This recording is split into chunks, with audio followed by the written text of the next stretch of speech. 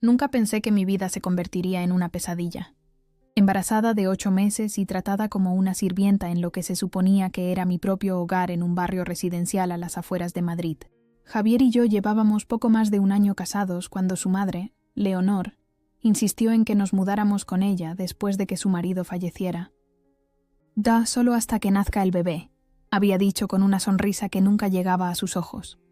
«Necesitaréis la ayuda. Ayuda». Qué broma tan cruel se volvió esa palabra. Esa mañana empezó como cualquier otra.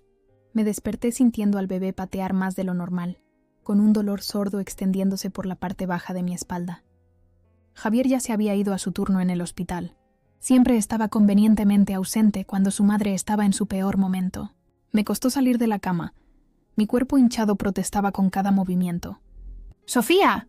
«¿Piensas dormir todo el día?». La voz de Leonor cortó el silencio de la casa, afilada como un cuchillo. Miré el reloj, 7:30 a.m. Difícilmente era quedarse durmiendo. «Ya voy», respondí, haciendo una mueca al sentir una extraña opresión en mi abdomen. Probablemente esas contracciones de Braxton Hicks que el médico había mencionado. Cuando bajé, Leonor estaba sentada a la mesa de la cocina, su taza de té perfectamente colocada en su platillo, su pelo gris acero recogido en un moño apretado que parecía estirar su rostro en un ceño fruncido permanente. «Los platos del desayuno están sin fregar», dijo sin levantar la vista de su periódico. «Y Melissa llegará pronto. Este sitio es un desastre». Melissa era la hermana menor de Javier quien, a sus 28 años, todavía vivía en casa y me trataba como a una intrusa desde el primer día. Entre madre e hija, nunca tuve una oportunidad. Empecé con los platos, luchando contra oleadas de malestar que parecían hacerse más fuertes. Al coger un plato, un dolor agudo me atravesó el vientre, haciendo que se me cayera. El estruendo de la porcelana rota resonó en la cocina. «Por el amor de Dios». Leonor golpeó el periódico contra la mesa. «¿No puedes hacer nada bien?». «Era la vajilla de mi madre». «Lo siento, es que...». Otra contracción me golpeó, más fuerte esta vez. Me agarré a la encimera, intentando respirar. «¿Es que qué? ¿Demasiado vaga? ¿Demasiado torpe?». Se levantó, cerniéndose sobre mí a pesar de ser varios centímetros más baja. «Mi hijo trabaja 60 horas a la semana en el hospital para mantenerte. Y tú ni siquiera puedes mantener una casa decente. Creo que podría estar teniendo contracciones», dije en voz baja, sin querer creérmelo yo misma. Era demasiado pronto. Leonor soltó una risa despectiva. «Por favor, intentarás cualquier cosa para librarte del trabajo, ¿verdad?». Mi generación no se derrumbaba a la menor molestia. La puerta principal se abrió y entró Melissa, su pelo rubio, tan parecido al de su hermano, rebotando en una coleta. Echó un vistazo a la escena y sonrió con suficiencia. «¿Qué pasa ahora? ¿La princesita no puede con unos cuantos platos?». La ignoré, concentrándome en mi respiración mientras otra contracción me atenazaba. Esto no era normal. Estaban viniendo demasiado seguidas. «Eleonor, de verdad creo que algo va mal. Necesito llamar a Javier». «No harás tal cosa», espetó ella. «Está con pacientes. Ahora limpia este desastre y luego plancha mi blusa para la reunión del club de campo». «Está colgada en el lavadero». Negué con la cabeza, con lágrimas asomando a mis ojos. «No puedo. Necesito sentarme». El rostro de Leonor se ensombreció. «No eludirás tus responsabilidades en mi casa. Levántate y plancha esa ropa ahora mismo». Como no me moví, me agarró del brazo, sus uñas clavándose en mi piel. Me aparté bruscamente, golpeando la mesa. «Mamá». A la voz de Melissa de repente adquirió un tono de pánico. «Mi bolso. Estaba justo aquí, y ahora ha desaparecido». Se volvió hacia mí, entrecerrando los ojos. «¿Qué has hecho con él?». «¿Qué?». «Nada. No he tocado tu bolso». Otra contracción vino, y me doblé por la mitad. «¿Está fingiendo, mamá?», susurró Melissa. «Mírala, y en mi bolso hay 200 euros. Yo no he cogido nada». Grité, tanto por el dolor como por la injusticia de la acusación. El rostro de Leonor se contrajo de rabia. «Primero rompes mi vajilla y ahora le robas a mi hija». Sabía que nunca fuiste lo suficientemente buena para Javier. Como si su nombre lo hubiera invocado. La puerta principal se abrió de nuevo y entró Javier, todavía con su pijama de hospital. Su turno debía de haber terminado antes. «¿Qué está pasando aquí?», preguntó mirándonos a todas. Antes de que pudiera hablar, Melissa corrió hacia él. «Javier, Sofía me ha robado el bolso y ha estado horrible con mamá toda la mañana. Eso no es verdad, jadeé, buscándolo con la mano. Javier, creo que estoy de parto. Algo va mal, es demasiado pronto. Vi el momento en que su rostro cambió, el momento en que eligió creerles a ellas por encima de mí. Había sucedido innumerables veces antes, pero nunca con tanto en juego. ¿Dónde está?, preguntó fríamente. ¿El qué? El bolso de Melissa. Devuélvelo y podremos olvidar que esto ha pasado. Otra contracción me golpeó, y grité, agarrándome el estómago. No tengo su bolso. Javier, por favor, el bebé. Basta, Sofía. Su voz se elevó. Deja de usar al bebé como excusa cada vez que te pillan haciendo algo mal. Leonor se interpuso entre nosotros. Creo que debería irse hasta que pueda comportarse. No ha sido más que un problema desde que se mudó aquí. Para mi horror, Javier asintió. Sus ojos azules, una vez tan llenos de amor por mí, ahora estaban helados de desprecio. Coge tu abrigo, dijo secamente. ¿Qué? Me has oído. Si vas a faltarle el respeto a mi familia y a robarle a mi hermana, no puedes quedarte aquí. Javier, estoy teniendo contracciones. Por favor, escúchame. Pero no estaba escuchando. Me agarró bruscamente del brazo, el mismo brazo que su madre había amoratado minutos antes, y me arrastró hacia la puerta. Tropecé, gritando mientras otra contracción me golpeaba. Javier, por favor, supliqué mientras me arrastraba hacia su coche. Algo le pasa al bebé. Necesito ir al hospital. Sí, necesitas aprender que tus acciones tienen consecuencias, dijo, su voz aterradoramente tranquila mientras me empujaba al asiento del copiloto. Mientras nos alejábamos, pude ver a Leonor y Melissa observando desde la puerta, sus rostros como dos máscaras gemelas de crueldad satisfecha. La familia en la que me había casado, la gente que debería haberme protegido a mí y a mi hijo nonato, se había convertido en mi peor pesadilla. Y mientras otra contracción me desgarraba, me di cuenta con una claridad horrible de que esto era solo el principio. El coche avanzaba a toda velocidad por la A6, saliendo de Madrid. Me agarré a la manija de la puerta mientras otra contracción me golpeaba. Esta tan intensa que no pude contener un grito de dolor. ¡Para allá!, espetó Javier, con los nudillos blancos sobre el volante. Sé lo que estás haciendo. ¿Qué estoy haciendo? Jadeé cuando la contracción cedió. ¿Tener a nuestro bebé antes de tiempo? ¿Es eso lo que crees que planeé? No respondió, solo pisó más fuerte el acelerador. Pasamos las salidas de Las Rozas y Torrelodones, alejándonos más de la civilización con cada kilómetro. La lluvia comenzó a golpear contra el parabrisas, suave al principio, luego más fuerte, a juego con el ritmo de mi corazón acelerado. ¿A dónde vamos?, pregunté, el miedo colándose en mi voz. No lo sé. Su voz era plana, distante. Este no era el Javier del que me había enamorado hacía 3 años en la Complutense. Aquel Javier había sido amable y atento, siempre rápido con una broma o una palabra de consuelo. Este Javier era un extraño, moldeado por la manipulación de su madre y las mentiras de su hermana. Las contracciones venían más seguidas ahora, quizás cada 7 minutos. Demasiado seguidas para estar tranquila, especialmente cuando el bebé no debía nacer hasta dentro de un mes. Javier, por favor. Le toqué el brazo. No cogí el bolso de Melissa. Sabes que yo no haría eso. Se apartó bruscamente de mi contacto. Ya no sé nada, Sofía. Todo lo que sé es que desde que nos mudamos con mamá, no ha habido más que dramas. Ella dice una cosa, tú dices otra. Melissa pierde cosas y aparecen en nuestra habitación. Porque ella las pone ahí. Grité, la frustración y el dolor haciendo que mi voz se quebrara. ¿No ves lo que están haciendo? Me han odiado desde el principio. Están intentando separarnos. Y ahora tú estás intentando ponerme en contra de mi propia familia. Giró bruscamente a la derecha por una carretera más pequeña, una que no reconocí. Las casas se hicieron más escasas, reemplazadas por oscuros tramos de bosque. Otra contracción me golpeó, y esta vez sentí un chorro de líquido entre mis piernas. Había roto aguas. Javier, dije, el pánico subiendo por mi garganta. Acabo de romper aguas. Esto no es falso. El bebé está llegando. Por favor, llévame a un hospital. Echó un vistazo, y por un momento creí ver un destello de preocupación en sus ojos. Pero entonces sonó su teléfono. Respondió a través del Bluetooth del coche. ¿Javier? Era Leonor. ¿Has solucionado la situación? Y lo estoy manejando, mamá. Bien, Melissa encontró su bolso. Estaba debajo del cojín del sofá donde estaba sentada Sofía. Falta todo, Javier. Todo el dinero. Me quedé boquiabierta. Eso es mentira. Nunca toqué su bolso. ¿Es ella?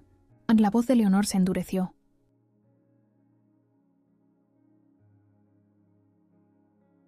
Javier, recuerda lo que hablamos. Sobre cómo intentaba atraparte con este embarazo. Lo recuerdo, mamá. No podía creer lo que estaba oyendo. Javier, eso es una locura. Planeamos este bebé juntos. Estuvimos intentándolo durante meses.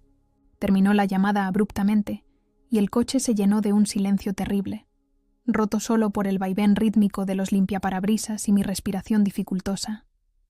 Ni siquiera me pediste que te enseñara mis bolsillos, dije en voz baja. Oh, mi bolso. Simplemente asumiste que era culpable. Estoy harto del drama, Sofía. Detuvo el coche de repente, en un pequeño apartadero junto a una zona boscosa. Estábamos en alguna carretera secundaria de la Sierra de Guadarrama, a kilómetros de cualquier lugar familiar. La lluvia se había intensificado, tamborileando en el techo como puños furiosos. ¿Qué estás haciendo? El miedo hizo mi voz pequeña. Necesito tiempo para pensar. Puso el coche en punto muerto, pero dejó el motor en marcha. Sal. Lo miré fijamente, segura de haber oído mal. ¿Qué? Sal del coche. Necesito espacio. Volveré a por ti en 1 hora, cuando ambos nos hayamos calmado. Javier, estoy de parto. No puedes dejarme aquí. Otra contracción me atenazó, más fuerte que antes. Me agarré el estómago, doblada de dolor. ¿Sigues jugando esa carta? Se inclinó sobre mí y abrió mi puerta. La lluvia fría me salpicó la cara inmediatamente. Salva, Sofía. No. Esto es una locura. Necesito ir al hospital. Su rostro se endureció hasta volverse irreconocible. Me desabrochó el cinturón de seguridad y comenzó a empujarme hacia la puerta abierta. Javier, para. Por favor. Me aferré al salpicadero, aterrorizada. No hagas esto. 1 hora, repitió, empujando más fuerte. Volveré. Perdí el agarre y caí del coche, aterrizando dolorosamente de manos y rodillas en el arcén de grava mojada. Antes de que pudiera levantarme, Javier se había inclinado, había cogido mi bolso del suelo y lo había tirado detrás de mí. Luego cerró la puerta de golpe y metió primera. ¡Javier! Y grité luchando por ponerme de pie. ¡Javier! Pero ya se estaba alejando, los neumáticos escupiendo grava. Observé incrédula cómo sus luces traseras desaparecían al doblar una curva en la carretera, dejándome sola en la oscuridad que se cernía. Me quedé allí, la lluvia empapando mi ropa, incapaz de procesar lo que acababa de suceder. Mi marido, el padre de mi hijo, me había abandonado en una carretera desierta mientras estaba de parto. Era tan monstruoso, tan más allá de cualquier cosa que pudiera haber imaginado, que mi mente luchaba por aceptarlo. Otra contracción me golpeó doblándome por la mitad. Busqué a tientas mi móvil en el bolso. Las manos me temblaban tanto que apenas podía sujetarlo. Sin cobertura. Por supuesto. Estábamos en medio de la nada. Miré a mi alrededor desesperadamente. No había casas a la vista, ni luces, nada más que árboles y la carretera vacía extendiéndose en ambas direcciones. La lluvia caía con más fuerza ahora, y el aire de noviembre era terriblemente frío. Ya estaba empapada, mis dientes castañeteaban. Tenía que moverme. Encontrar refugio, encontrar ayuda. Elegí una dirección, por la que habíamos venido, y empecé a caminar, una mano sosteniendo mi vientre, la otra agarrando mi inútil móvil. Cada paso era una agonía, y tenía que parar cada pocos minutos mientras las contracciones me atenazaban. La carretera parecía interminable. No pasaban coches. La oscuridad se profundizó al caer la noche, y la única luz provenía del destello ocasional de un relámpago. Estaba llorando ahora. Las lágrimas se mezclaban con la lluvia en mi cara, mi cuerpo destrozado por el dolor, el frío y el miedo. ¡Ayuda!, grité, mi voz delgada contra la tormenta. «Que alguien me ayude». Solo el viento respondió, silbando a través de los árboles. Continué tropezando, mi ropa empapada pesándome. ¿Cuánto tiempo llevaba caminando? ¿20 minutos? ¿1 hora? El tiempo perdió su significado en el ritmo de dolor y movimiento desesperado. Entonces llegó una contracción tan poderosa que me puso de rodillas. Me agaché en el asfalto mojado, jadeando, y sentí una presión abrumadora entre mis piernas. El bebé estaba llegando. Aquí ahora, en esta carretera desierta bajo la lluvia torrencial. No, Kemi, aquí no. Por favor, aquí no. Me arrastré hacia el lado de la carretera, bajo el refugio parcial de un gran pino. El suelo estaba cubierto de agujas de pino mojadas que se pegaban a mi ropa y a mi piel, pero al menos ofrecía algo de protección contra la lluvia torrencial. Me apoyé contra el tronco, tratando de recordar todo lo que había aprendido en nuestras clases de preparación al parto. Respira durante las contracciones, no empujes hasta que sea necesario. Mantén la calma. Pero, ¿cómo podía mantener la calma? Estaba sola, de parto, a kilómetros de cualquier ayuda. Mi bebé llegaba un mes antes. Todo lo que podía salir mal pasaba por mi mente. Otra contracción me golpeó, y me mordí la manga para no gritar. Cuando pasó, revisé mi móvil de nuevo. Todavía sin cobertura. Lo tiré con frustración, y luego lo recogí inmediatamente. Era mi única conexión con el mundo, por inútil que fuera en ese momento. La traición de Javier dolía más que el dolor físico. ¿Cómo pudo hacer esto? ¿Cómo pudo dejarme aquí? ¿Acaso el veneno de su madre lo había corrompido tan completamente? ¿O esta oscuridad siempre había estado en él, esperando el momento adecuado para emerger? Las contracciones venían una tras otra ahora, apenas con 1 minuto de diferencia. Sabía lo que eso significaba. Fase de transición. El bebé llegaría pronto, estuviera lista o no. Oí un sonido a lo lejos, un motor. La esperanza surgió en mí al ver unos faros acercándose por la curva. Intenté levantarme, hacer señas, cualquier cosa para llamar la atención del conductor. Pero otra contracción me golpeó, inmovilizándome en el suelo. El vehículo, una camioneta, redujo la velocidad al acercarse. ¿Me habrían visto? Agité el brazo débilmente, rezando para que se detuvieran. La camioneta se detuvo, y los faros iluminaron mi patético refugio bajo el árbol. Se abrió una puerta, y una figura corrió hacia mí, recortada contra las luces. «Dios mío», dijo una voz de hombre. «¿Está bien?» «¿Qué ha pasado?» Levanté la vista hacia el rostro preocupado de un extraño. Un hombre de mediana edad con ojos amables y un rostro curtido, y rompí a llorar de alivio. «Mi bebé», logré decir entre sollozos. «Mi bebé está naciendo». «Tranquila, señora. Ya la tengo». El desconocido se arrodilló a mi lado, quitándose la chaqueta y poniéndomela sobre los hombros. «Se llamaba Miguel», me dijo rápidamente, un carpintero que volvía a casa después de terminar un trabajo en el Escorial. La lluvia le pegaba el pelo canoso a la frente, mientras evaluaba mi situación con una calma notable. «¿De cuánto está?», preguntó, su acento de Madrid marcado pero reconfortante. 8 meses, Shadi entre contracciones. «Pero el bebé viene ya». «Lo siento». Vale. Sacó su móvil. «Voy a llamar al 112. No hay cobertura», le dije, mientras otra contracción crecía. «Ya lo intenté». Miguel maldijo en voz baja. «De acuerdo. Cambio de planes. La voy a subir a mi camioneta y nos vamos al hospital más cercano». «¿Puede caminar algo?», negué con la cabeza mientras la contracción alcanzaba su punto álgido, robándome el aliento. «Bien, entonces. Disculpe por esto, pero tenemos que movernos rápido, En». Con una sorprendente delicadeza para su corpulenta figura, Miguel deslizó un brazo bajo mis rodillas y otro detrás de mi espalda, levantándome como si no pesara nada. Me aferré a su camisa de franela, abrumada por esta inesperada amabilidad después de la crueldad de Javier. Me llevó a su camioneta y me tumbó con cuidado en el asiento trasero. «Tengo unas mantas en el maletero». «Aguanté».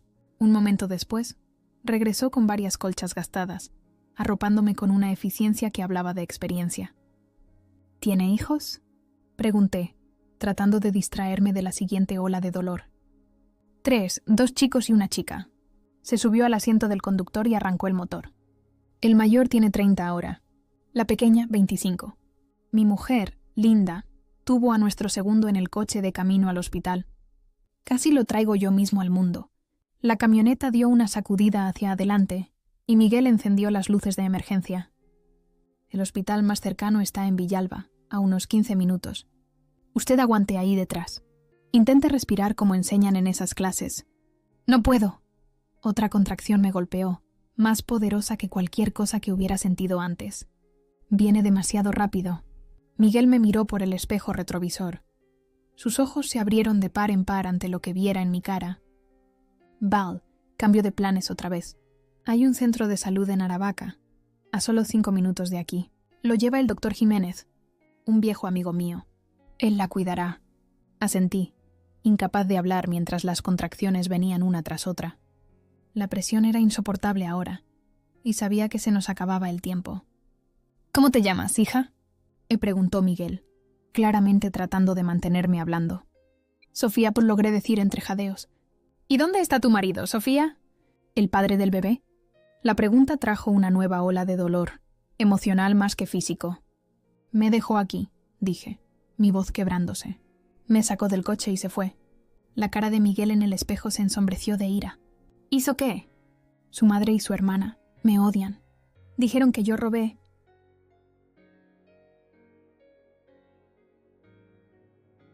Me interrumpí cuando otra contracción me atenazó. ¡Oh, Dios! Creo que el bebé nace ahora mismo. Ya casi estamos, Sofía. 2 minutos más. Solo aguanta. La camioneta aceleró, y me concentré en el ritmo constante de los limpiaparabrisas, tratando de respirar a través del abrumador impulso de empujar. La lluvia había amainado a una llovizna, y a través de la ventana pude ver aparecer farolas, civilización, esperanza. Nos detuvimos frente a un pequeño edificio pintado de blanco con un cartel que decía Centro de Salud de Aravaca.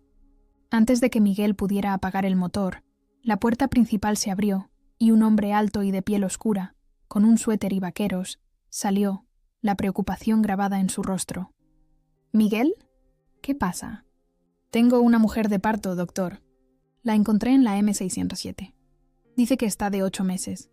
El doctor, Jiménez, supuse, tomó el control de inmediato, llamando a alguien dentro llamada Rita.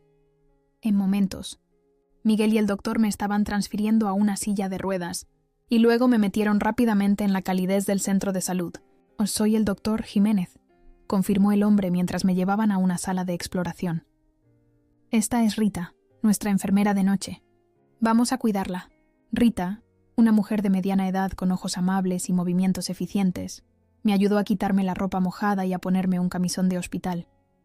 Las contracciones venían continuamente ahora, y podía sentir la cabeza del bebé presionando hacia abajo. «Está completamente dilatada», anunció Rita después de un rápido examen. «El bebé nace ya. O prepara para el parto», dijo el doctor Jiménez con calma. «Sofía, ¿verdad? Sé que esto no es lo que planeaste, pero vamos a superar esto juntos. Tu bebé viene un poco antes, pero tenemos todo lo que necesitamos aquí». Miguel se había quedado en la sala de espera, pero de repente sentí una desesperada necesidad de no quedarme sola con extraños, por amables que fueran. «¿Puede entrar Miguel?», pregunté entre empujones. «Por favor, no quiero estar sola». El doctor Jiménez asintió, y Rita fue a buscarlo. Miguel entró vacilante, luciendo incómodo pero decidido.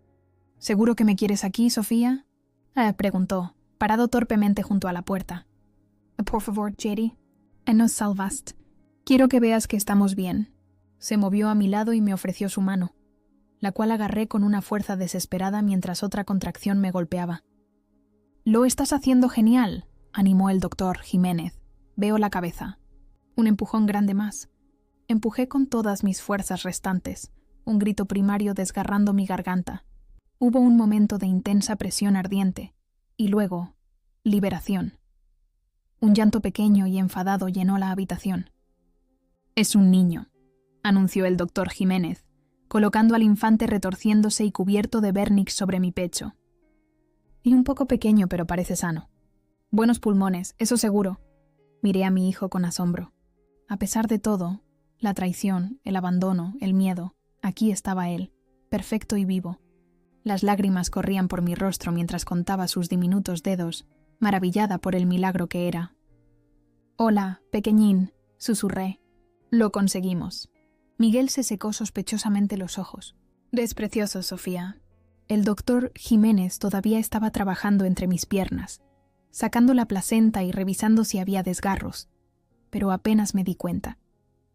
Mi mundo se había reducido a este pequeño y cálido peso sobre mi pecho, esta nueva vida que había luchado por abrirse paso en el mundo en las peores circunstancias.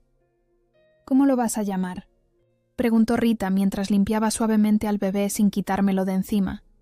No lo había pensado. Javier y yo habíamos discutido nombres, pero ahora esas conversaciones parecían pertenecer a otra vida. Miré a mi hijo, a su carita decidida, y de repente lo supe. «Miguel», dije, mirando al hombre que nos había salvado. «Se llama Miguel». El rostro curtido de Miguel se arrugó. «No tienes por qué hacer eso». «Quiero hacerlo», insistí. «Si no fuera por ti, podríamos no haberlo logrado». Las siguientes horas pasaron en una neblina de exámenes, papeleo y preguntas. El doctor Jiménez explicó que el pequeño Miguel era pequeño pero sano para ser un prematuro de 36 semanas. Querían mantenernos a ambos durante la noche en observación. Cuando se abordaron las preocupaciones médicas inmediatas, comenzaron las preguntas más difíciles. «A Sofía, necesito preguntar», dijo el doctor Jiménez con delicadeza. «¿Dijiste que tu marido te dejó en el arcén de la carretera mientras estabas de parto?» Asentí, la realidad de mi situación volviendo a golpearme. ¿Qué iba a hacer? ¿A dónde iría? No podía volver a esa casa, con Leonor y Melissa y sus mentiras. Y Javier. La idea de enfrentarme a él de nuevo me revolvía el estómago. «Eso es abandono criminal», continuó el doctor Jiménez, «y puesta en peligro tanto para ti como para tu bebé. ¿Has pensado en presentar cargos?» No lo había hecho. Todo había sucedido tan rápido. Pero ahora, mirando el rostro inocente de Miguel, la ira comenzó a reemplazar al shock. Lo que Javier había hecho no solo era cruel, era imperdonable.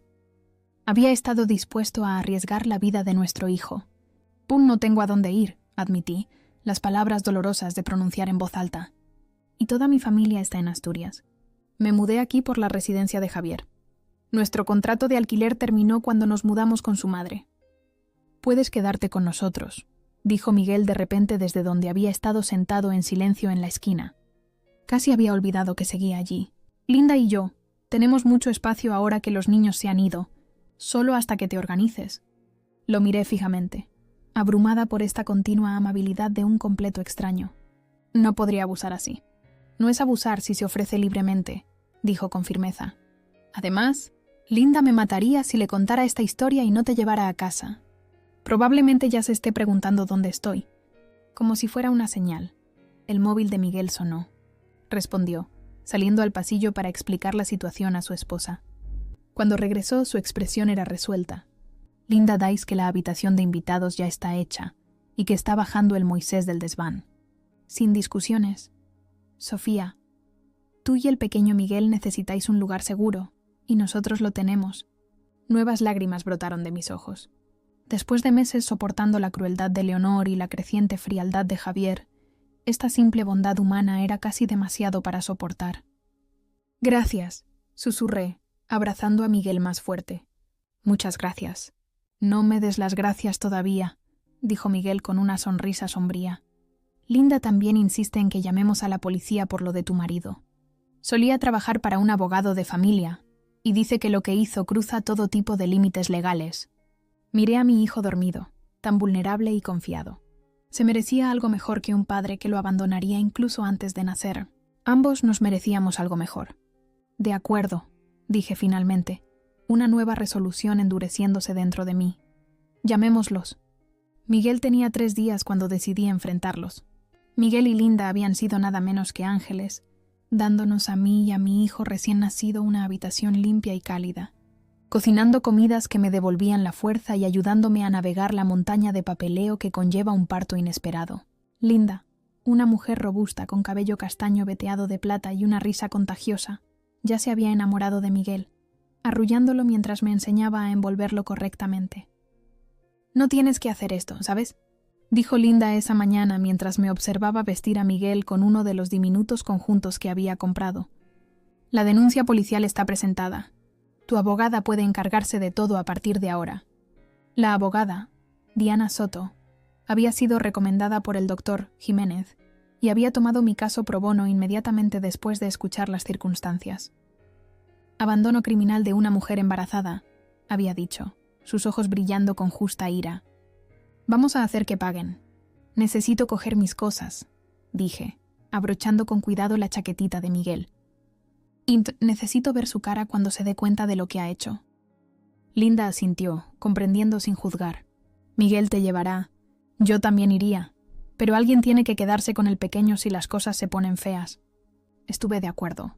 Por mucho que quisiera, necesitara, que Javier y su familia vieran al niño que casi habían matado, no expondría a Miguel a su toxicidad si podía evitarlo. El viaje a Pozuelo de Alarcón se sintió surrealista. Las calles residenciales se veían exactamente igual que hacía 4 días, pero todo había cambiado. Acurruqué a Miguel contra mi pecho, su calor anclándome mientras la ansiedad amenazaba con hundirme. Miguel conducía en un silencio de apoyo, pero podía ver la tensión en su mandíbula. Se había vuelto ferozmente protector con nosotros en el poco tiempo que nos conocíamos. «Estaré justo afuera», dijo mientras nos deteníamos frente a la imponente casa que había sido mi prisión durante meses. «Me llamas si me necesitas o si te dan algún problema». Asentí, respiré hondo y salí de la camioneta. Mi cuerpo todavía dolía por el parto, pero la determinación me impulsaba hacia adelante. Miguel se removió contra mí, haciendo pequeños ruidos de recién nacido que afianzaron mi resolución. No llamé a la puerta. Usé la llave que todavía tenía y entré en silencio. La casa olía al característico estofado de ternera de Leonor, la cena del domingo. Seguí los sonidos de la conversación hasta el comedor, donde Javier, Leonor y Melissa estaban sentados comiendo como si nada hubiera pasado.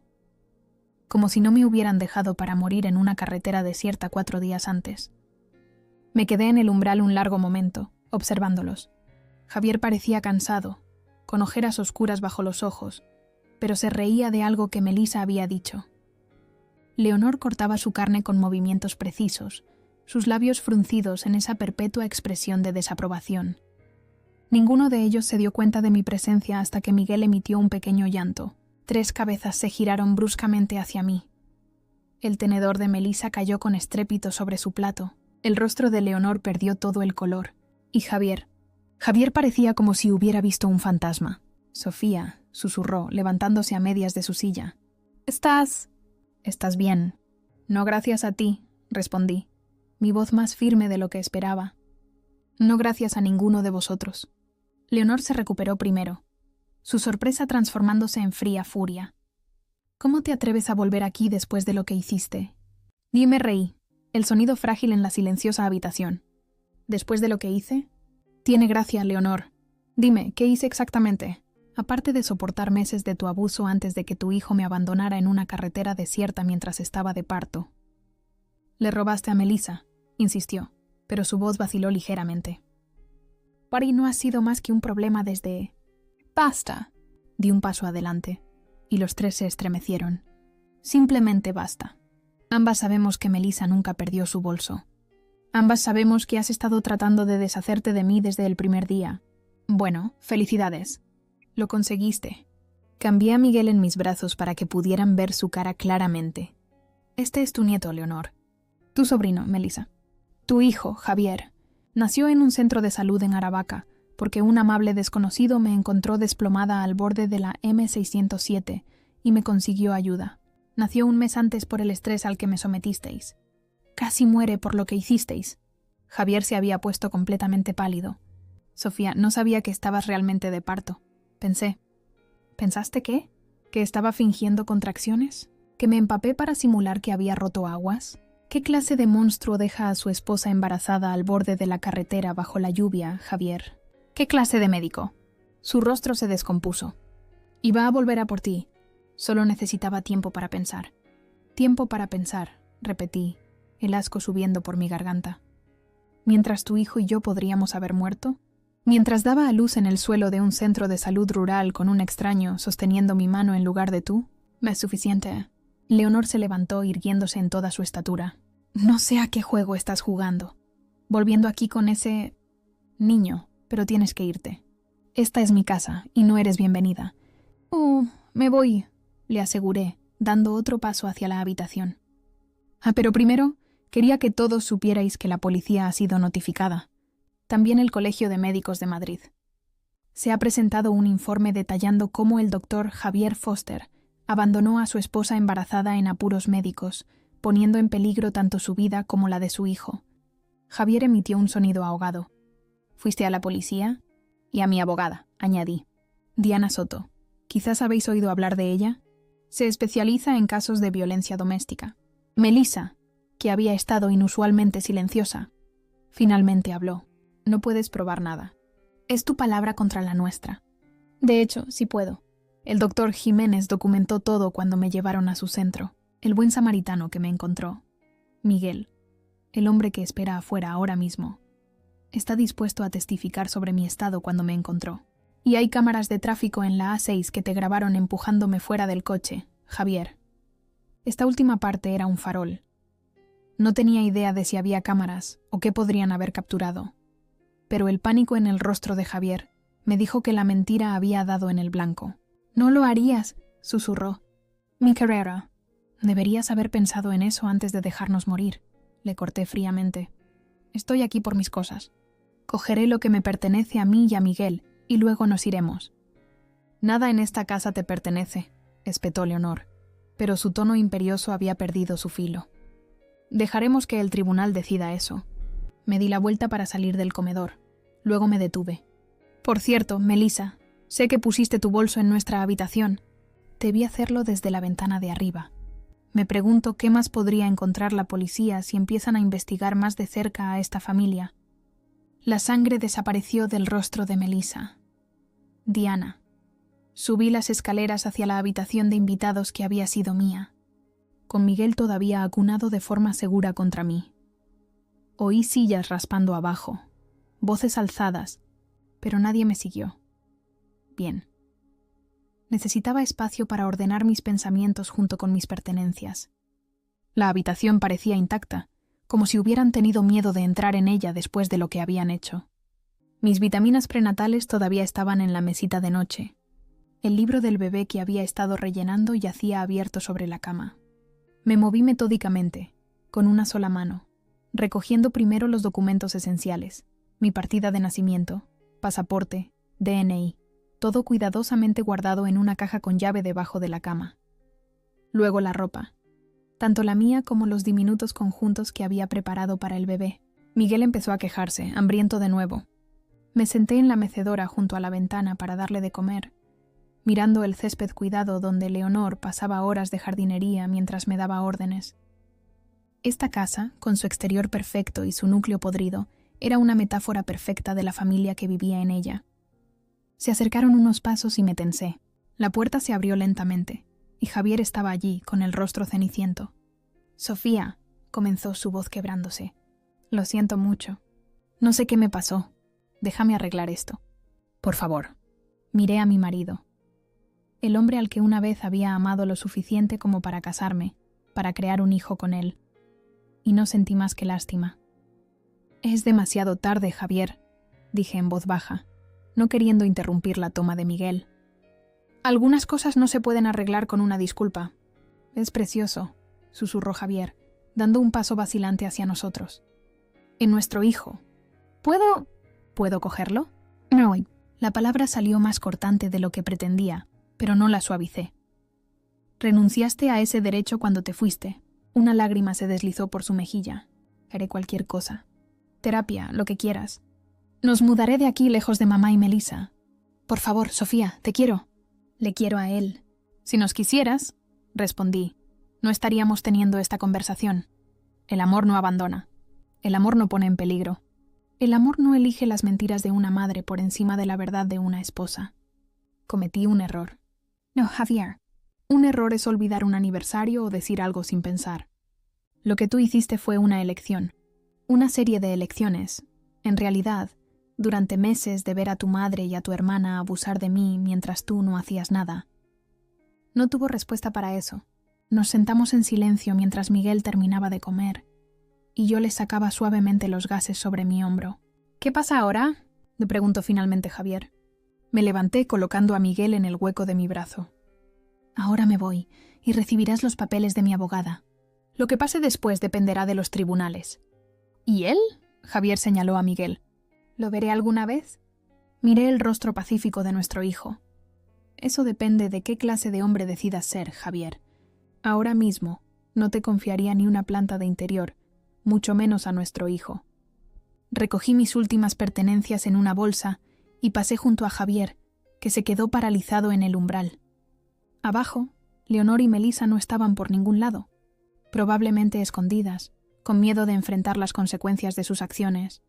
Miguel estaba esperando junto a su camioneta, exactamente como había prometido. Su rostro se iluminó cuando nos vio salir de la casa. ¿Todo bien?, preguntó cogiendo mi bolsa. Miré hacia la casa por última vez. A través de una ventana de arriba, pude ver a Javier observándonos, su mano presionada contra el cristal. En ese momento, sentí el primer atisbo de algo inesperado. No perdón, ciertamente, pero quizás el primo lejano del cierre. No, respondí honestamente. Y pero lo estará. Las semanas siguientes se desarrollaron con una extraña mezcla de paz y propósito. Linda y Miguel insistieron en que nos quedáramos todo el tiempo necesario, transformando su habitación de invitados en un cuarto para el bebé con una cuna de segunda mano y una mecedora que había pertenecido a la madre de Linda. Su amabilidad continuaba abrumándome. ¿Cómo podían unos extraños mostrar más compasión que mi propia familia? No eres una carga, me aseguró Linda una noche mientras estábamos sentados en su porche trasero, viendo la puesta de sol mientras Miguel dormía en mis brazos. Tener un bebé en casa de nuevo es una bendición para nosotros los viejos, pero sabía que no podíamos quedarnos para siempre.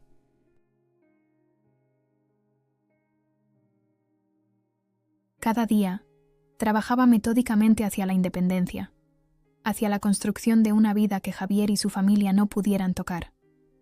Diana Soto, mi abogada, se convirtió en mi aliada más poderosa en esta guerra silenciosa. A diferencia de mí, a ella no le interesaba mantener las cosas en secreto. El colegio de médicos necesita saber qué clase de doctor tienen colegiado, insistió durante una de nuestras reuniones en su despacho del centro de Madrid. Y el divorcio tiene que ocurrir en tus términos, no en los suyos. Miguel yacía en su portabebés a mi lado, con 4 semanas ahora y cada día más fuerte. Contemplé su rostro perfecto, la nariz de Javier, mis ojos, y sentí la oleada familiar de amor protector que se había convertido en mi brújula. Y no quiero destruirlo, dije en voz baja. Solo quiero que entienda lo que hizo, y quiero asegurarme de que nunca pueda volver a hacerlo, ni a nosotros ni a nadie más. Diana se inclinó hacia adelante, sus gafas de montura plateada reflejando la luz. Entonces lo documentamos todo.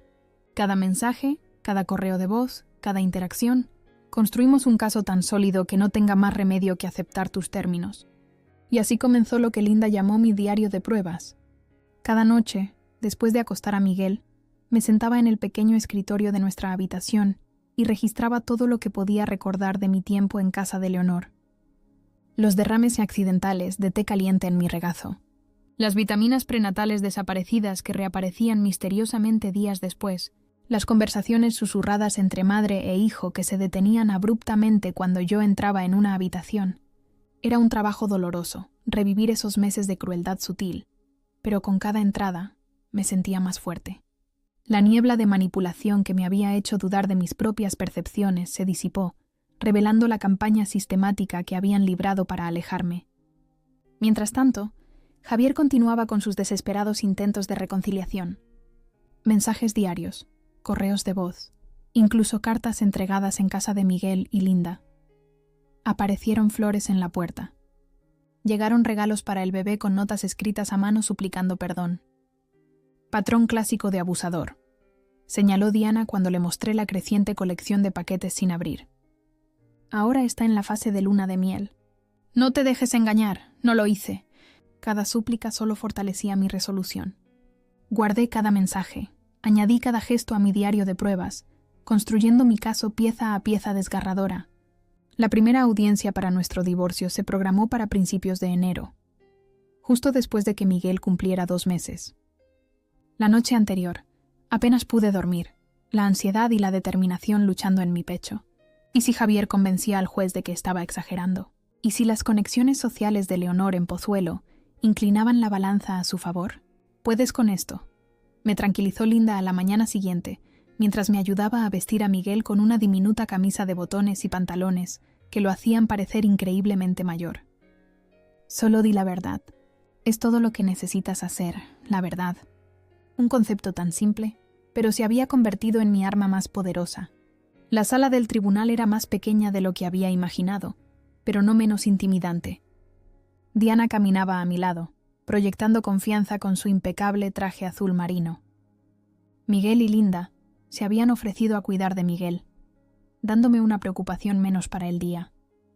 Javier ya estaba allí, sentado junto a su abogado, un hombre mayor con un traje caro y una expresión permanentemente escéptica.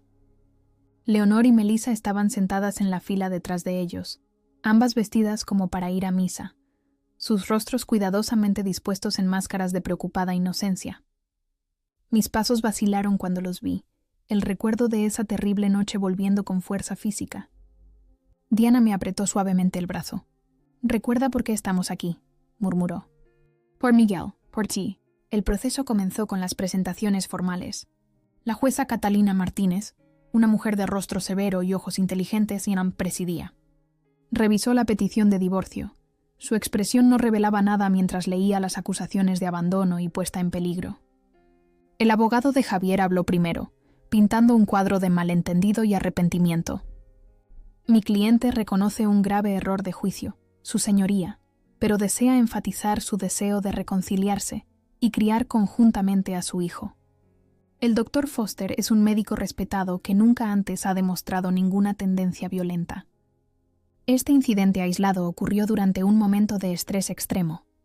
Mantuve mis ojos fijos en la mesa frente a mí, temiendo que si miraba a Javier, podría perder la compostura. Cuando fue el turno de Diana de hablar, se puso de pie con tranquila autoridad. «Y su señoría, lo que tenemos aquí no es un incidente aislado o un malentendido.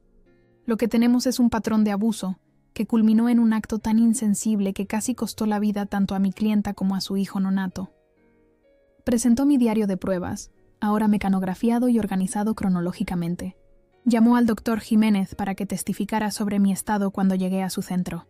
Puso el correo de voz de Javier del día después del nacimiento de Miguel, un mensaje divagante y lloroso que incluía las condenatorias palabras: «Nunca pensé que realmente tendrías al bebé ahí fuera». Pero el testimonio más poderoso provino de Miguel, el carpintero que me había encontrado. Su rostro curtido se mantuvo firme mientras describía la escena en la M607. Una mujer muy embarazada de parto, empapada por la lluvia, a kilómetros de la casa más cercana.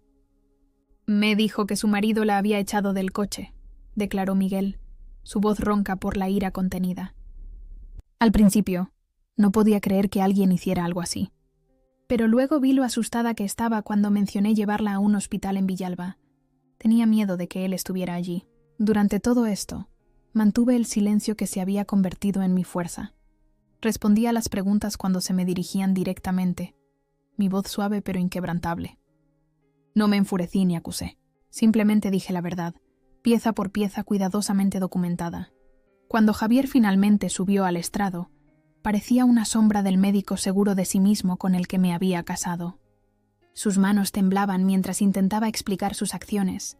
«Iba a volver a por ella», insistió, con la voz quebrada. Solo necesitaba tiempo para pensar. Estaba abrumado por todo. Las preocupaciones de mi madre, las acusaciones de mi hermana, el embarazo de Sofía. Cometí un terrible error, uno que lamentaré el resto de mi vida. «Kuma, sin embargo», interrumpió la jueza Martínez. «Los registros telefónicos muestran que no regresó al área donde dejó a su esposa durante más de 5 horas.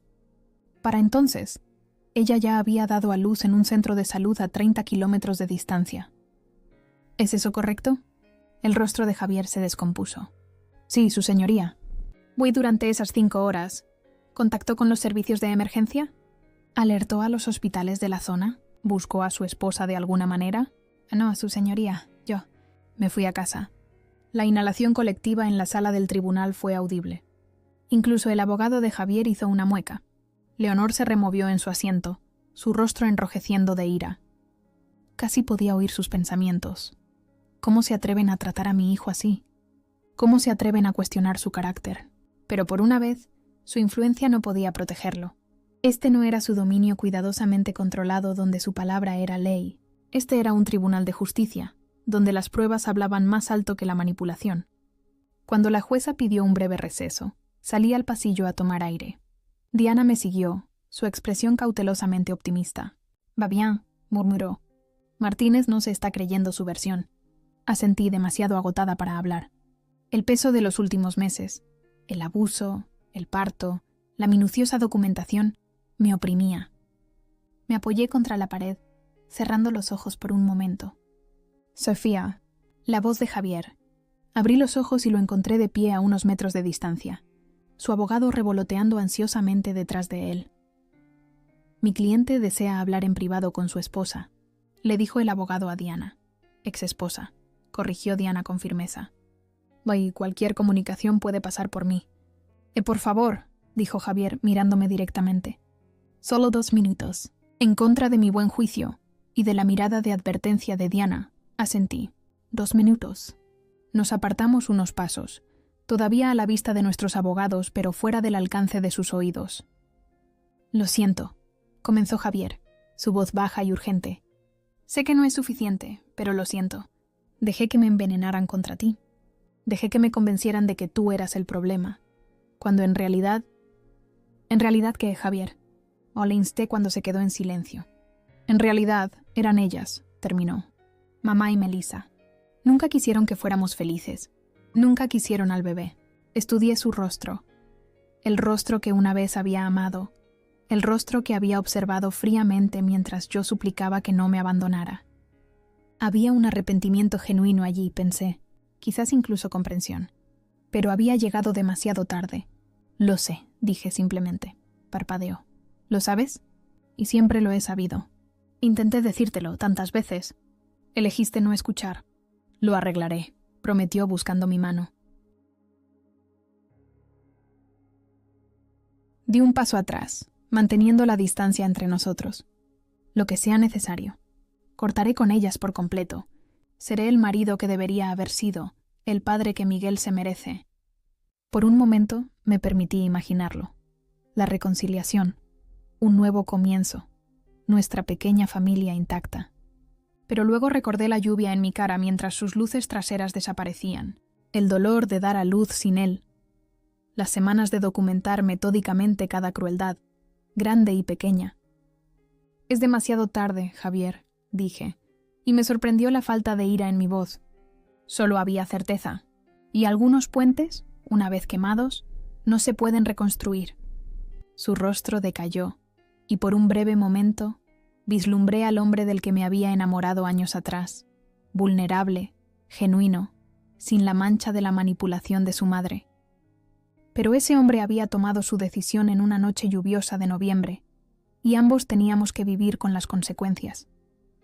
¿Al menos me dejarás verlo?, preguntó. ¿A nuestro hijo? Lo consideré. A pesar de todo, Miguel merecía conocer a su padre, al menos las partes buenas de él. Discutiremos las visitas a través de nuestros abogados, dije finalmente. Supervisadas, al principio, el alivio inundó su rostro. Gracias, Sofía, no te arrepentirás. Mientras regresábamos con nuestros respectivos abogados, me crucé con la mirada de Leonor al otro lado del pasillo. Su mirada era venenosa, sus labios perfectamente delineados presionados en una delgada y desaprobadora línea. No había oído nada de nuestra conversación, pero de alguna manera lo sabía. Su control sobre su hijo se estaba desvaneciendo. Su narrativa cuidadosamente construida se estaba desmoronando. Y en ese momento me di cuenta de la verdadera naturaleza de mi venganza. No el caso judicial, no el divorcio, ni siquiera las posibles sanciones contra la licencia médica de Javier. Mi venganza era esta, había roto su poder. Le había mostrado a Javier la verdad, y lo había hecho todo no igualando su crueldad, sino a través de la simple y devastadora fuerza de los hechos documentados. Le sonreí a Leonor, una sonrisa pequeña y tranquila que contenía toda la fuerza que había encontrado en los meses desde esa terrible noche. Sus ojos se abrieron ligeramente, y por primera vez desde que la conocía, Leonor apartó la mirada primero. La primavera llegó a Madrid con una suave persistencia, derritiendo los últimos vestigios de un invierno amargo. Miguel tenía casi 6 meses ahora. Se sentaba solo, su risa como música en el pequeño apartamento al que nos habíamos mudado justo después de Año Nuevo. El lugar no era gran cosa, un apartamento, de un dormitorio en Alcorcón con paredes, delgadas y electrodomésticos anticuados, pero era nuestro, pagado con el dinero de la liquidación del divorcio, y mi recién reanudado trabajo en la editorial donde había trabajado antes del embarazo. La audiencia final había sido a finales de febrero, en un día tan frío que el aire parecía quebradizo. La jueza Martínez había sido inequívoca en su fallo. Custodia total para mí, visitas supervisadas para Javier, pendientes de la finalización de un curso de paternidad y terapia continua. La orden de alejamiento contra Leonor y Melissa seguía en vigor, una protección necesaria después de que el intento de Leonor de visitar a Miguel en casa de Linda y Miguel se convirtiera en una escena que requirió la intervención de la policía. El Colegio de Médicos de Madrid había sido menos severo de lo que temía. Javier fue puesto en libertad condicional en lugar de perder su licencia por completo, requerido para completar formación en ética y horas de servicio comunitario. Parte de mí se sintió aliviada. A pesar de todo, no quería destruir su carrera por completo. Miguel podría algún día querer conocer a su padre como algo más que el hombre que nos abandonó. «Eres demasiado indulgente», había dicho Diana cuando expresé este sentimiento durante nuestra última reunión. Pero esa es tu prerrogativa. Solo prométeme que te mantendrás vigilante. Lo había prometido, y lo decía en serio.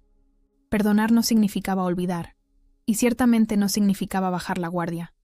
En esta particular mañana de abril, estaba sentada en un banco en el pequeño parque cerca de nuestro apartamento, observando cómo otras madres empujaban cochecitos por los sinuosos caminos.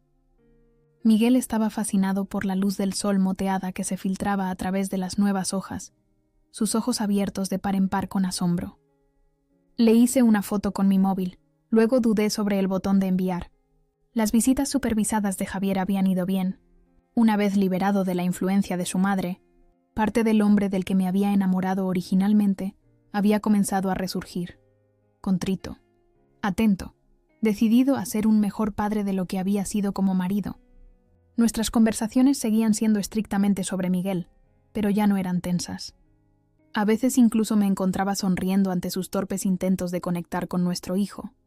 Pulsé enviar, añadiendo un simple pie de foto, disfrutando de la primavera. La respuesta llegó casi de inmediato. Cada día se parece más a ti. Gracias por compartir esto. Guardé el móvil, una complicada mezcla de emociones revolviéndose en mi pecho. No había vuelta atrás a lo que habíamos sido. Ese puente estaba de hecho quemado sin posibilidad de reparación, pero quizás podríamos construir algo nuevo.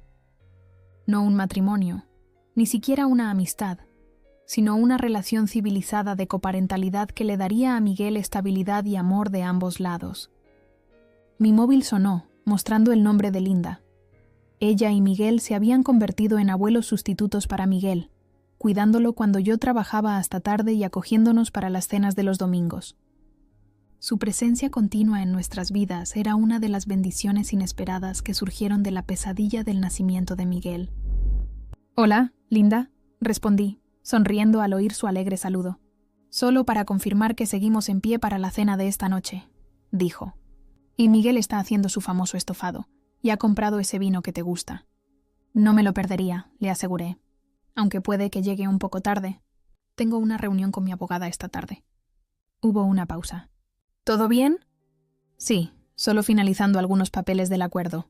Dudé, y luego añadí, «y discutiendo los próximos pasos con respecto a Leonor». El suspiro de Linda fue audible. «Esa mujer no se rinde, ¿verdad?» «Apparently no». A pesar de la orden de alejamiento, Leonor había encontrado maneras de insertarse en nuestras vidas, enviando paquetes que tenían que ser devueltos sin abrir, intentando contactar a mis empleadores con vagas acusaciones, incluso tratando de acercarse a Miguel y Linda en su iglesia. Cada incidente fue meticulosamente documentado en el continuo diario de pruebas que se había convertido en mi escudo y espada. «Bueno, ya sabes lo que dice Miguel», continuó Linda. Su voz se tornó más cálida. «La mejor venganza es una vida bien vivida. Y desde donde yo lo veo, estás haciendo precisamente eso. Una vida bien vivida». La frase resonó en mi mente mientras terminaba la llamada y recogía a Miguel para nuestro paseo a casa. ¿Era eso lo que estaba construyendo ahora? Ya no se sentía como una venganza.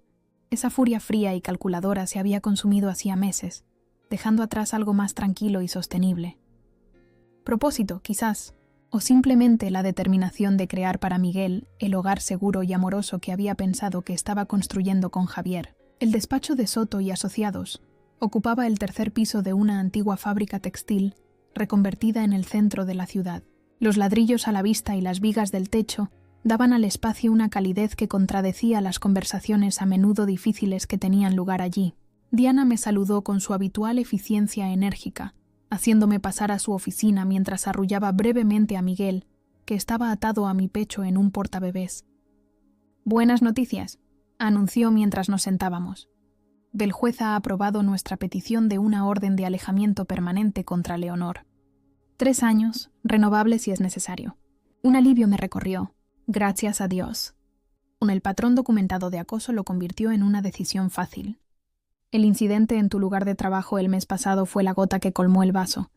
Diana me pasó una carpeta con copias de la orden. «Asegúrate de que la guardería de tu hijo tenga una copia. Tus empleadores también», asentí guardando la carpeta en mi bolso. «¿Y qué hay de...?» Miré a Miguel, que estaba felizmente mordisqueando un juguete de silicona. «¿El otro asunto?» La expresión de Diana se suavizó ligeramente. Los informes de evaluación de las visitas supervisadas de Javier han sido consistentemente positivos. El terapeuta nota un progreso significativo en su comprensión de los límites y los comportamientos parentales apropiados. Se inclinó hacia adelante. Si te sientes cómoda, podríamos considerar pasar a visitas no supervisadas en unos meses. Cortas al principio, en lugares públicos. Respiré hondo, sorprendiéndome de lo firme que era. Hace 6 meses, la idea de dejar a Miguel solo con Javier me habría provocado un ataque de pánico. Ahora parecía una posibilidad, todavía lejana, todavía supeditada a un progreso continuo, pero una posibilidad al fin y al cabo. «Veamos cómo van los próximos meses», dije con cuidado. «Así se mantiene constante, si respeta los límites que hemos establecido con respecto a su madre. Entonces sí, creo que podríamos intentarlo». Diana asintió, tomando una nota en su archivo. «Y hablando de su madre, hay una cosa más que deberías saber». Dudó, lo cual era lo suficientemente inusual como para ponerme nerviosa. «Leonor ha presentado una petición de derechos de visita de abuelos». La habitación pareció inclinarse ligeramente. «¿Ha hecho qué?» «No es infrecuente en España, desafortunadamente. Nuestras leyes otorgan a los abuelos ciertos derechos a solicitar visitas si pueden demostrar una relación preexistente significativa con el niño o si los padres están divorciados». «Y no tiene ninguna relación con Miguel», dije. Mi voz se elevó lo suficiente como para que él se removiera contra mí. La bajé con esfuerzo. «Ni siquiera lo ha cogido en brazos». «Lo sé. Y la orden de alejamiento será un obstáculo significativo para ella. Pero quería que estuvieras preparada. Ha contratado a Carlos Dávila como su abogado. Se especializa en casos de derechos de abuelos». Un nudo frío se formó en mi estómago. Justo cuando pensaba que éramos libres, justo cuando había comenzado a construir una vida sin mirar por encima del hombro, Leonor había encontrado otra manera de insertarse en nuestro mundo. «¿Qué hacemos?», y pregunté, frotando automáticamente la espalda de Miguel mientras comenzaba a quejarse. «¿Luchamos?», dijo Diana simplemente. «Documentamos su comportamiento, su acoso, sus intentos de eludir la orden de alejamiento. Demostramos que representa una amenaza para tu bienestar y, por extensión, para el de Miguel». Me alcanzó la mano por encima del escritorio para tocarla brevemente, y le recordamos al tribunal que esta es la mujer que animó a su hijo a abandonar a su esposa embarazada en una carretera desierta. Asentí, sintiendo que parte de mi fuerza regresaba. Este era territorio familiar ahora. Reunir pruebas, construir un caso, proteger lo que era mío. No parará, ¿verdad? No hasta que la obliguen. Algunas personas no pueden aceptar cuando han perdido el control, convino Diana, pero ese es su problema, no el tuyo. Tu trabajo es seguir siendo la excelente madre que eres y mantener esos límites firmes. Al salir del despacho, con Miguel ahora despierto y balbuceando felizmente, mi móvil sonó con un mensaje de Javier. ¿Cómo fue la reunión? Y me detuve en la acera considerando cómo responder. Desde nuestro divorcio, Javier había cumplido su promesa de distanciarse de su madre. Según su terapeuta, había comenzado a reconocer los patrones manipuladores que habían moldeado su comportamiento a lo largo de su vida. Pero los lazos de sangre eran poderosos, y Leonor era, como poco, persistente. ¿Se mantendría firme si ella lo presionaba para que apoyara su petición? ¿O volvería a ser el hijo pasivo que había permitido que ella envenenara nuestro matrimonio? «Tenemos que hablar», le respondí. «Tu madre va a solicitar derechos de visita de abuelos». Aparecieron inmediatamente 3 puntos. Luego desaparecieron. Reaparecieron. Desaparecieron de nuevo. Finalmente, ¿cuándo y dónde? Quedamos en una cafetería a medio camino entre su apartamento y el mío, un lugar neutral donde habíamos tenido varias de nuestras conversaciones más productivas sobre el cuidado de Miguel.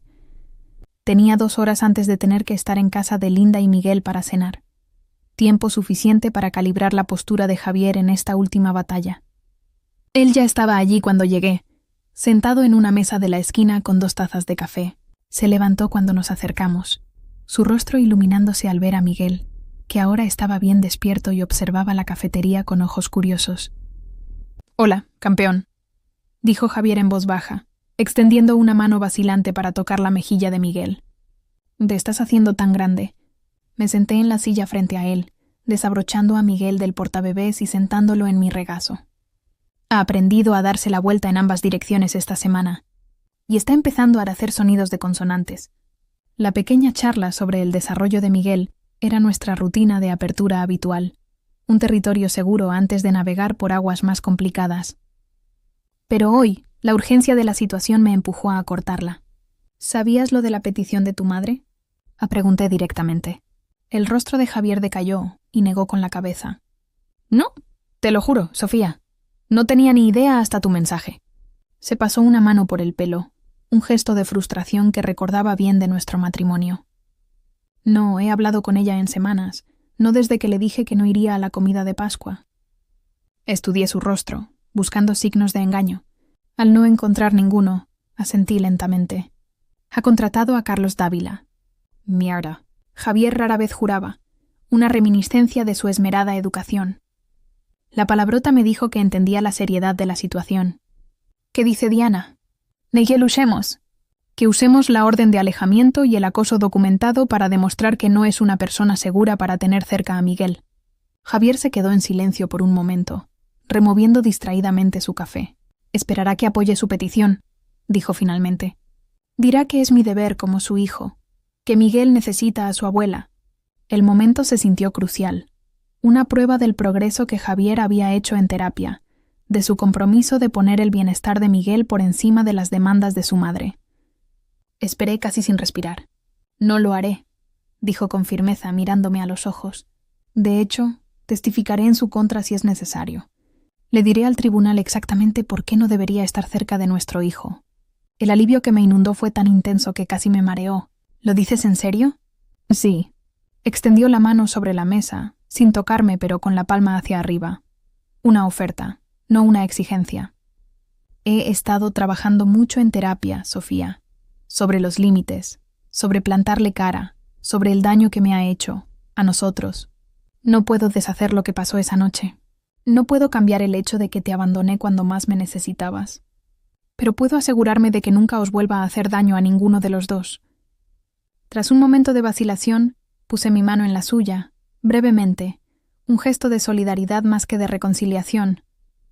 «Gracias». Miguel eligió ese momento para soltar un chillido feliz, alcanzando la cuchara sobre la mesa. Ambos nos reímos, rompiendo la tensión. «Tiene tu curiosidad», observó Javier, acercando suavemente la cuchara para que Miguel pudiera cogerla. «No, ni tu determinación, ni tu terquedad», añadí, sorprendiéndome por la falta de amargura en mi voz. El tiempo no había curado todas las heridas. Algunas eran demasiado profundas para eso, pero me había dado suficiente distancia para ver a Javier con claridad, tanto sus defectos como su potencial de crecimiento. Mientras finalizábamos los planes sobre cómo manejar la petición de Leonor, Javier contactaría a su propio abogado, prepararía una declaración, reuniría pruebas del comportamiento manipulador de su madre. Sentí una extraña sensación de cierre. No porque la batalla hubiera terminado. Leonor lucharía con todas las armas a su disposición, sino porque, por primera vez desde esa terrible noche en la M607, Javier y yo estábamos verdaderamente del mismo lado. Más tarde, mientras Miguel cortaba su famoso estofado y Linda entretenía a Miguel con caras graciosas, compartí los acontecimientos del día. Su apoyo fue inmediato e inquebrantable. «Esa mujer no sabe con quién se está metiendo», declaró Miguel, sirviéndome una porción extra grande. «Ya la has vencido una vez. Lo harás de nuevo. Ahí esta vez tienes más gente de tu lado», añadió Lindas, apretándome el hombro. Miré alrededor de la cálida cocina, a estas personas que se habían convertido en mi familia elegida, a mi hijo balbuceando felizmente en su trona, a la evidencia de una vida reconstruyéndose después de la devastación. Miguel tenía razón en una cosa. La mejor venganza no estaba en las victorias judiciales o en las maniobras legales, por satisfactorias que fueran. Estaba en esto, en sobrevivir, en prosperar, en crear una vida llena de amor y propósito, a pesar de todo lo que Leonor y su tóxica influencia habían intentado arrebatarme. El ajuste de cuentas final no vendría a través de la decisión de un juez o una orden de alejamiento, por necesarias que fueran esas herramientas. Vendría a través del acto tranquilo y decidido de vivir bien, de criar a Miguel para que no se pareciera en nada a la familia que nos había rechazado, de construir algo hermoso de las cenizas de la traición. Como si sintiera mis pensamientos, Miguel se giró hacia mí con una sonrisa sin dientes que transformó todo su rostro. En esa sonrisa vi el futuro, nuestro futuro, extendiéndose ante nosotros, libre de la sombra de Leonor, rico en posibilidades que ninguno de los dos podía imaginar todavía. Esa era la verdadera victoria. Ese era el ajuste de cuentas final. Y mientras le devolvía la sonrisa a mi hijo, supe con una certeza profunda que ya habíamos ganado.